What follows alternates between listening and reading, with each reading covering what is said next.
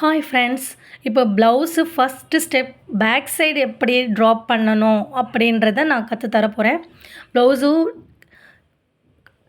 ரெண்டாக மடிச்சுட்டு close side உங்கள் சைடு இருக்கணும், ஓப்பன் சைடு ஆப்போசைடில் இருக்கணும்.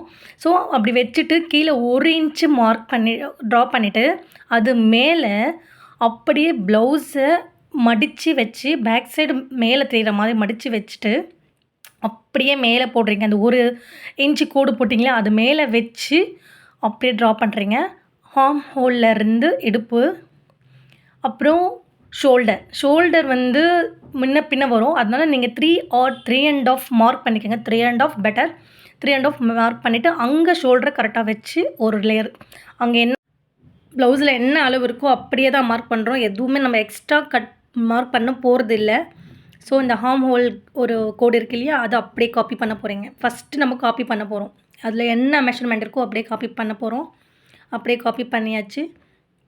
இப்போது அவ்வளோதாங்க, சிம்பிள். நம்ம ப்ளவுஸை ட்ராப் பண்ணியாச்சு. அப்படியே அந்த டாவில் பண்ணிக்கோங்க. மார்க் பண்ணதை ட்ராப் பண்ணிக்கோங்க. ஆர்ம் ஹோலும் அப்படியே ட்ராப் பண்ணிக்கோங்க. இப்போது 2 இன்ச்சு எக்ஸ்ட்ரா கட் பண்ணுறோம். ஏன்னா எக்ஸ்ட்ரா துணிக்கு மேலே ஒரு 1/4 இன்ச்சு துணி விட்டு கட் பண்ணுறதுக்கு. இது நல்லா ரவுண்டாக அழகாக எடுத்துக்கோங்க, ஒரு ஷேப் ஏற்ற மாதிரி.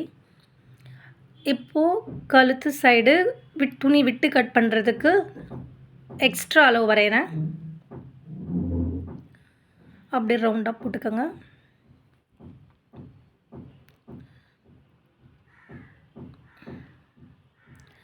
இப்போ ஆர்ம் ஹோல் சைடு சின்ன மார்க் பண்ணிக்கோங்க. மார்க் பண்ணிவிட்டு ஸ்ட்ரைட் கோடு போட்டுக்கோங்க.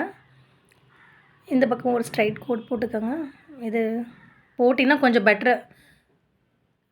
கர்வ் வந்து எங்கே ஜாயின் ஆகும்ன்றது தெரிஞ்சிடும். அந்த கர்வ் அப்படியே கொடுத்துக்கோங்க.